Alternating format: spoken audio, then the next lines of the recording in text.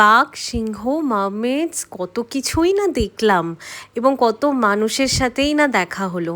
High everyone, welcome to miles and মোমেন্টসের blog. এটা হচ্ছে আমাদের ভিয়েতনাম ফুকক ট্যুরের 6th ডে এবং ফুককে আমাদের 3rd ডের প্ল্যান ছিল। তো আমাদের ওই দিনের প্ল্যানটা শুরুই হয়েছিল দুটো জায়গায় আমরা ঘুরবো। একটা হচ্ছে ভিনপল সাফারি এবং সেকেন্ড হচ্ছে ভিন ওয়ান্ডার্স। এটা হচ্ছে ভিনপল সাফারিতে যাওয়ার মুহূর্তটা। তো এটা দেখতেই পাচ্ছেন, এটা হচ্ছে আমাদের এন্ট্রান্স। তো ভিনপল সাফারিতে শুরুতেই ছিল এটা একটা মানে স্টার্টিংই হচ্ছিল এটা একটা বার্ড শো দিয়ে। ভীষণ সুন্দর ছিল বার্ড শোটা। এবং এখানে দু রকমের সাফারি হয়। একটা সাফারি হচ্ছে যে মানে ওপেন জু ওয়াক, এবং আরেকটা হচ্ছে যে এনক্লোজড বাসের মধ্যে করে সাফারি এক্সপিরিয়েন্স। তো আমরা দুটোই এক্সপিরিয়েন্স করেছিলাম এবং অসাধারণ এক্সপিরিয়েন্স ছিল।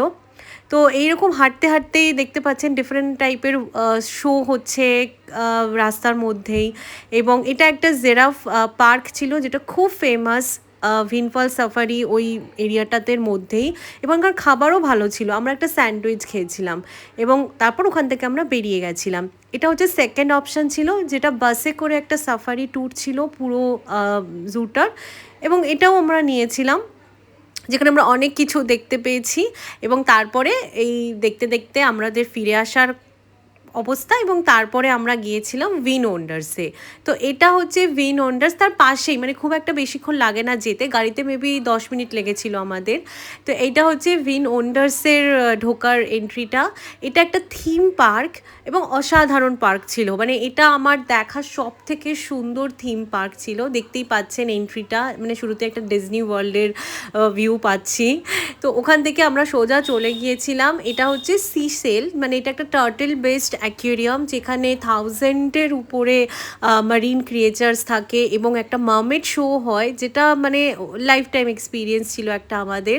3টে থেকে হয়, যেটা আমার যতটুকু মনে পড়ছে। দেখতেই পাচ্ছেন এভরিডে হয় এই শোটা, মার্মেড শো, এবং অনেকক্ষণ ধরেই হয় এবং খুব সুন্দর, খুবই সুন্দর হয়। তো আপনারা দেখতে পারেন এটা। এরপর এখান থেকে আমরা বেরিয়ে চলে গিয়েছিলাম, আরও অনেক কিছু আছে। এখানে একটা রেস্টুরেন্টও আছে এই টার্টেল শেপড অ্যাকোয়ারিয়ামটার ভিতরে, যেখানে যদিও আমরা খাইনি, বাট আপনারা ঘুরে দেখতে পারেন।